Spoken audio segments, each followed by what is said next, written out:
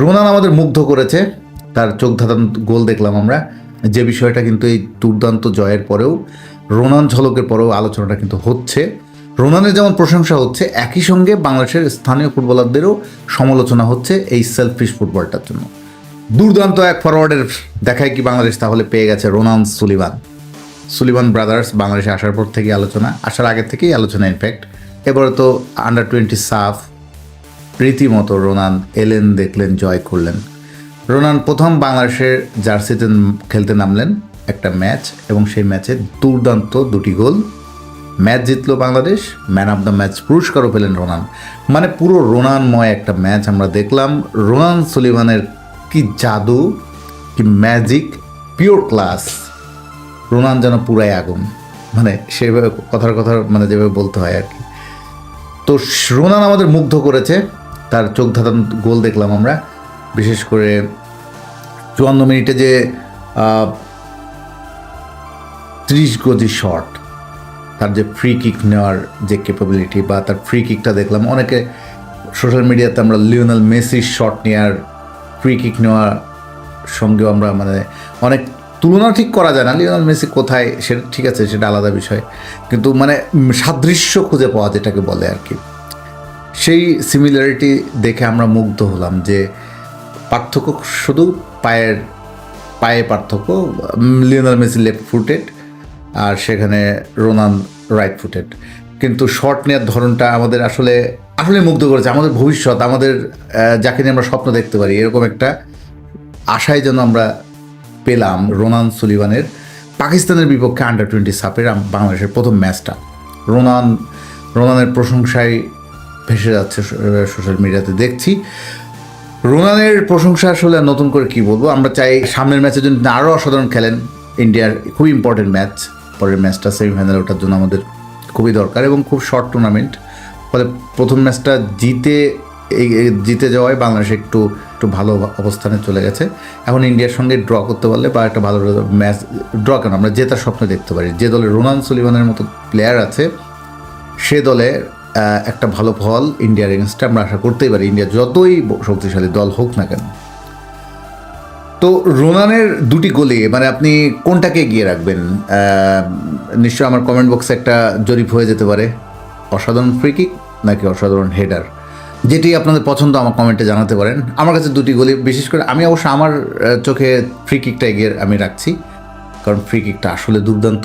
এত দূর থেকে সরাসরি গোল, কতটা পাওয়ার জেনারেট করতে হয়েছে, কতটা নিখুঁত হতে হয়েছে টার্গেটে, দুর্দান্ত। আবার হেডটাও আসলে ওটাও অসাধারণ ছিল।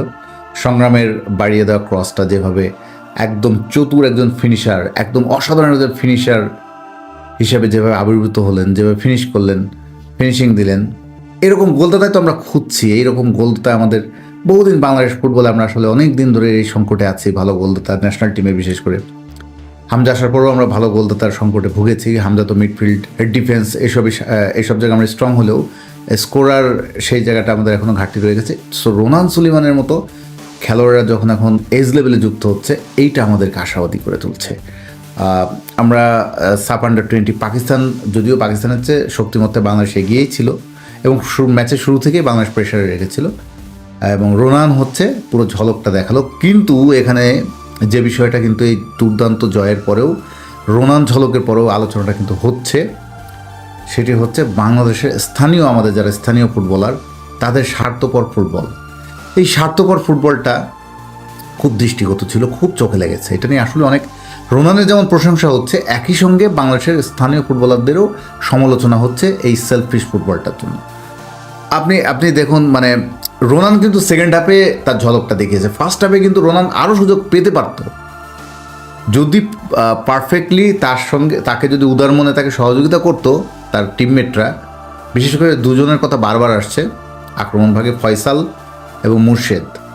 এই দুজনেরই কাঠগড়ায় তোলা হচ্ছে। তারা যে ধরনের সেলফিশ অ্যাটেম্প নিয়েছে, সেখানে রোনানকে যদি তারা সহযোগিতা করতো বা তার দিকে বল বাড়িয়ে দিত, রোনান ইজিলি আমার মনে হয় আজকে 4 গোল দিতে পারতো। 4 গোল, একালি গোল দিতে পারতো একাই।